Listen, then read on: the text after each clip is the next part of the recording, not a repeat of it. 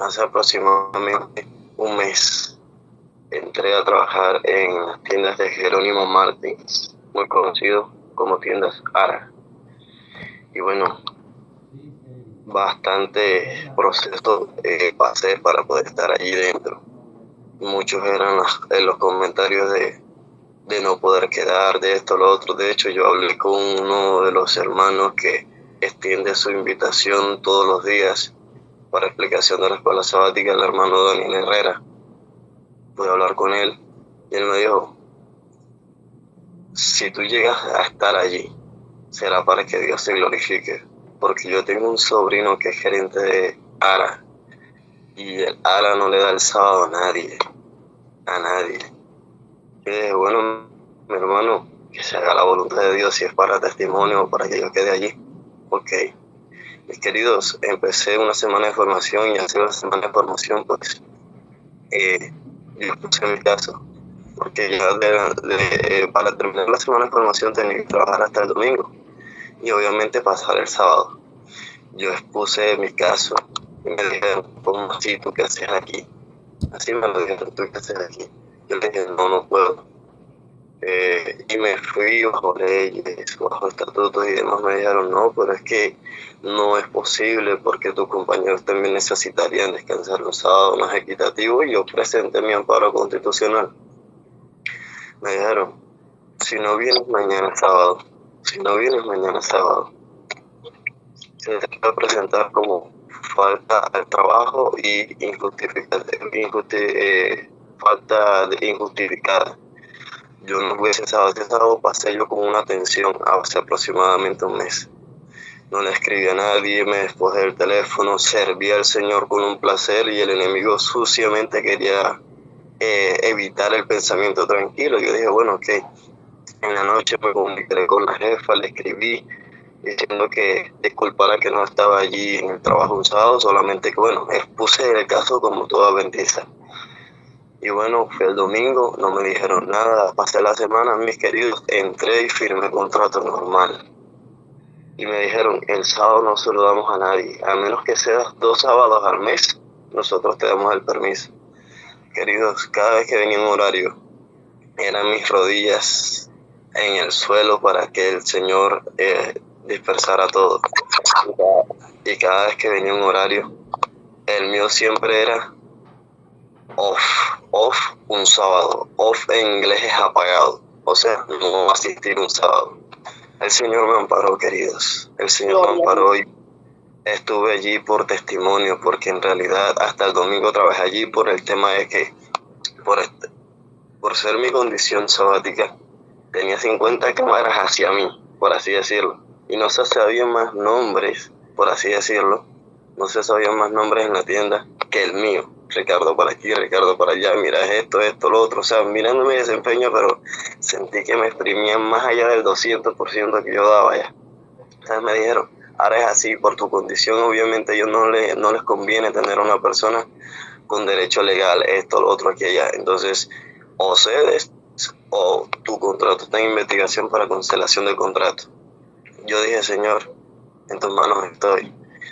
Ahí pude dar el testimonio porque nadie conocía a la iglesia. Y me parece triste, pero nadie conocía de la iglesia. Y pude dar el testimonio. Jefe, me dijo el jefe, wow, acá no ser cristiano. Porque yo le dije, ¿por qué? Porque tienen ese amparo, no trabajan los sábados. Yo dije, bueno, ok, bienvenido entonces.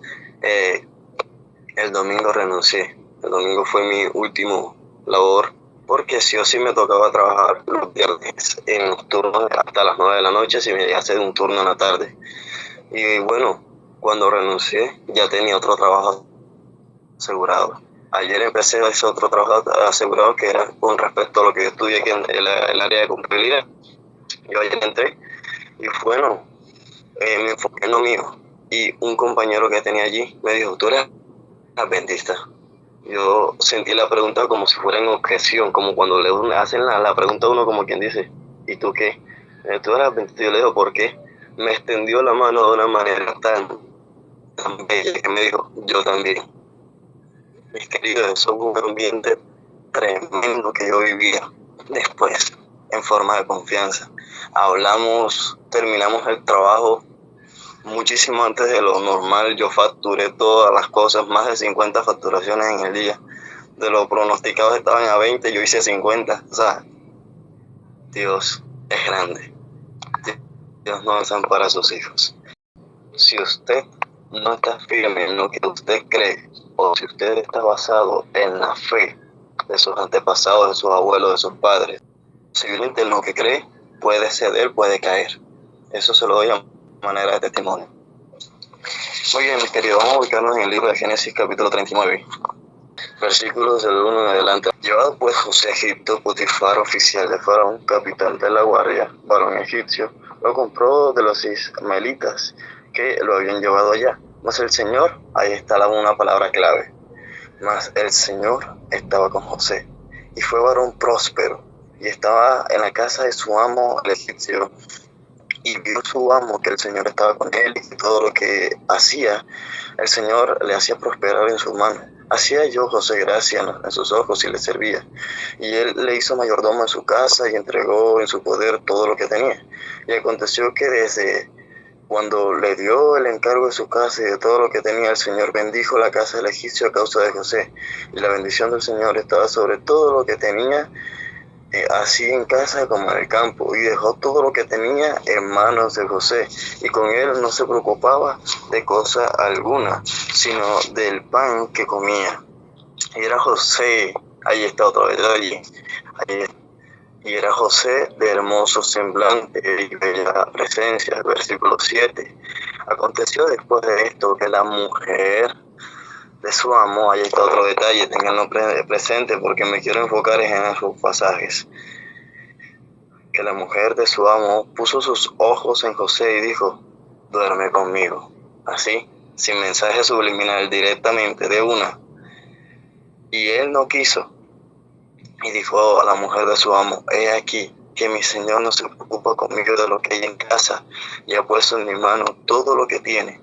No hay otro mayor que yo en esta casa, y ninguna cosa me ha reservado, excepto tú, o solo a ti. En otras versiones dice, por cuanto tú eres su mujer. ¿Cómo pues haría yo este gran mal? Otro detalle, y pecaría no contra él, sino contra Dios, siempre pensando en Dios. Hablando ella a José, ni siquiera en ese momento, ni siquiera solamente ese día, cada día, y no escuchándola él, para acostarse al lado de ella, para estar con ella. Aconteció que entró él un día en casa para hacer su oficio. Otro detalle, siempre haciendo lo que le correspondía. Entonces, dice, y no había nadie de los de la casa allí, y ella lo asió por su ropa, diciendo, duerme conmigo. Entonces él le dejó su ropa en sus manos, y ella en ella huyó y salió. Cuando vio que le había dejado su ropa en sus manos y él había huido fuera, llamó a los de la casa y les habló diciendo, o sea, todo lo que le colocó. Versículo 17, entonces le habló ella las mismas palabras, diciendo, el siervo hebreo que nos trajiste vino a mí para deshonrarme, y cuando yo alcé mi voz y grité, él dejó su ropa junto a mí y huyó fuera. Tremenda evidencia que tenía para que le pudieran creer. Y sucedió que cuando oyó el amo de José las palabras que su mujer le hablaba, diciendo, así me ha tratado tu siervo, se encendió su furor y tomó su amo a José y lo puso en la cárcel. Saben, hasta este texto puedo ver la misericordia de Dios sobre José, porque en ese momento Potifar no creyó todo lo que le dijo su esposa, porque en otro caso no hubiera ido José a la cárcel, sino muerto de una. Lo mandó a la cárcel, pero el Señor estaba con José. Versículo 21, y le extendió su misericordia y le dio gracia en los ojos del Señor. Y bueno, aquí vemos todo lo que puede experimentó, lo que conocemos de la historia. Ahora, que Dios, me quiero basar en este solo pasaje, porque encontré y saqué una tesis maravillosa de esto. Y bueno, mis predicas, mis sermones o enseñanzas no son tan largas o algo así ya, solamente que me gusta más ser llevado no tanto a la lectura, sino a la reflexión después de una lectura apropiada. Mucho la reflexión, cosa que se ha perdido hoy en día. Entonces, Querido, ¿qué puedo aprender de esto hoy en día? José no era de hierro. José no era de hierro. Era un joven, solo con una decisión que le iba a costar todo. ¿Saben? Algo notable que vi aquí. José no estaba orando cuando fue tentado.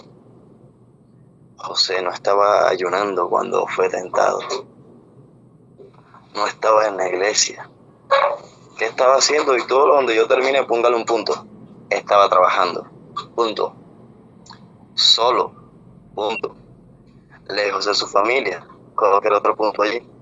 Como muchos jóvenes, adultos y cualquier persona ya con estado de madurez y razón personal. Tenía razones para caer, como muchos jóvenes hoy, como muchos adultos hoy. Nadie lo vería. En el lenguaje humano, hablando en esos términos, tenía razones para caer, nadie lo vería, nadie lo juzgaría, queridos, nadie se enteraría. Hoy en día está lo mismo, mira, nadie se va a enterar, así le habla la tentación y las personas que el enemigo usa para tentar a uno. Y además, lo más interesante, queridos, él también tenía cuerpo. Él también tenía cuerpo. Aquí vemos algo tremendo. También tenía deseos. También tenía corazón. A veces romantizamos la historia y olvidamos esto. José no resistió porque no sintiera. ¿Sí? José no resistió porque no sintiera. José resistió a pesar de sentirlo todo. La tentación no llega feo, no llega fea, llega atractiva, insistente, con palabras suaves. ¿Cómo llega hoy? ¿Cómo llega hoy? No pasa nada. Dios entiende. Todos lo hacen. Es solo una vez al año, no hace daño. Y aquí viene lo que más me golpea de la historia, queridos. José pudo haber negociado, pudo haber puesto excusas, pudo haber dicho solo hasta aquí, pero no lo hizo. No porque fuera perfecto, sino porque entendió algo que muchos aprendemos tarde, que es: no todas las batallas se ganan quedándose. Aprenda esto. No todas las batallas se ganan quedándose. Eso a mí me dio duro, queridos. Porque a veces humanamente queremos ser los machomanes de la historia, hablando coloquialmente en la costa, los machomanes de la historia. Y en el caso de las mujeres no sé cómo se la llamaría, pero queremos sí, con soberbia querer ganarlo todo, los machomanes, el macho que todo lo vence. No todas las batallas se ganan quedándose, algunas se ganan huyendo. José corrió y sí, perdió la capa, perdió la reputación, perdió la libertad, perdió el testimonio hasta ahorita que tenía con esa mujer, como le llamo yo a veces cuando hay cosas que personas hacen incorrectamente y lo saben que están haciendo incorrectamente, una mujer incircuncisa, pero salvó el alma, querido, salvó su conciencia. Hay decisiones que te dejan limpio, pero incomprendido, firme, pero solo. Y a veces lloramos no porque hayamos pecado, sino porque hicimos lo correcto y aún así dolió, queridos. Y aún así dolió. José no vio recompensa inmediata, no hubo aplausos, no hubo un Dios te bendiga en ese momento. Hubo cárcel. La palabra que leímos en 2 versículos, lo más importante, pero Dios estaba allí. Pero Dios estaba allí. ¿Por qué la historia, o más bien, porque la historia no dice que Dios lo libró de la tentación, pero Dios estaba allí? No dice que Dios lo libró de la tentación, dice que Dios estuvo con José. Y eso cambia todo. Hoy quiero decirte algo, tú que me ves, tú que me escuchas. Con respeto y con mucho amor te lo digo. Tu valor no depende de lo que cedas. Tu valor no depende de lo que tú cedas. Tu fuerza no está en probar hasta dónde llegas. Tu identidad no se negocia por un momento de placer. Dios no te pide que seas de piedra, te pide que seas fiel, incluso cuando tiemblas. Tal vez hoy nadie te vea, nadie hoy se entere, tal vez pierdas algo por hacer lo correcto. Pero hay un Dios que sí lo ve todo y que nunca abandona a quien decide honrarlo, aunque te tiemble el alma en tu fidelidad a Él, aunque tengas que llorar primero. José lloró en silencio, pero Dios escribió su historia en grande y todavía lo sigue haciendo con los que deciden huir para no perderse a sí mismos. Dios los bendiga, queridos.